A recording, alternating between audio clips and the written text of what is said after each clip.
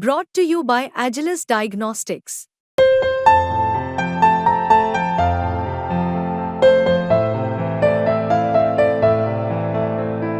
Agilus Diagnostics. Lok Sabha चुनाव में मिली हार के बाद बीएसपी ने ले ही लिया बड़ा फैसला। आकाश आनंद के एक्शन में पावर में आते ही ले लिया गया बड़ा कदम। फैसला गठबंधन का, फैसला एकला चलो रे से हटकर हम साथ साथ हैं के सुर गाने का। तो किसके साथ बसपा ने किया गठबंधन, कैसा है ये गठबंधन, हम आपको जरूर बताएंगे।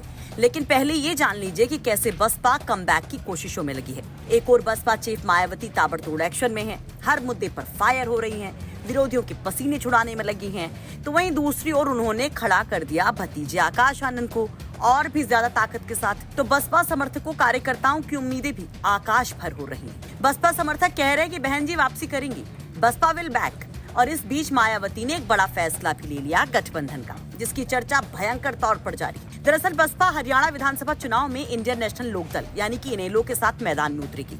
इधर आकाश आनंद इनेलो के अभय चौटाला के साथ प्रेस कॉन्फ्रेंस कर रहे होते हैं, बड़ी जानकारी दे रहे होते हैं। उधर मायावती का भी बड़ा बयान आ जाता है। मायावती एक्सपर्ट लिखती हैं कि हरियाणा में होने वाला विधानसभा चुनाव बहुजन समाज पार्टी और इंडियन नेशनल लोकदल मिलकर वहां की जन विरोधी पार्टियों को हराकर अपने नए गठबंधन की सरकार बनाने के संकल्प के साथ लड़ेंगे। इसकी घोषणा मेरे आशीर्वाद के साथ आज चंडीगढ़ में संयुक्त प्रेस वार्ता में की गई। उन्होंने कहा, इनेलो के प्रधान महासचिव अभय सिंह चौटाला, बसपा के आनंद कुमार, राष्ट्रीय समन्वयक आकाश आनंद और पार्टी के राज्य प्रभारी रणधीर बेनीवाल की आज प्रेस वार्ता से पहले दोनों पार्टियों के बीच नई दिल्ली में मेरे निवास पर गठबंधन को लेकर सफल वार्ता हुई।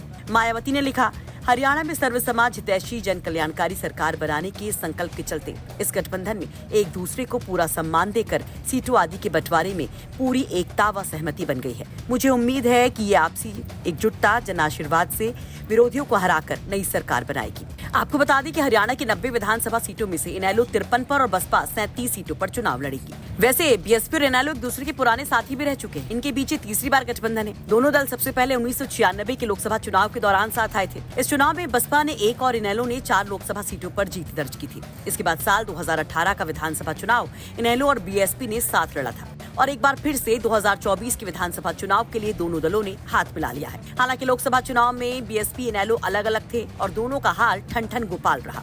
लेकिन अब क्या हरियाणा, जहां बीजेपी की हालत खराब दिखाई दे रही है, मायावती चौटालू के साथ मिलकर बड़ा खेल कर जाएंगे? क्योंकि अगर हरियाणा विधानसभा में बसपा का परफॉर्मेंस बेहतर होता है तो उसका असर पश्चिमी यूपी तक जा सकता है, ये कहा जा रहा है। और मायावती का मेन टारगेट भी 2027 का विधानसभा चुनाव है। इस पर आप भी अपनी राय जरूर रखें। ब्यूरो रिपोर्ट, यूपी तक।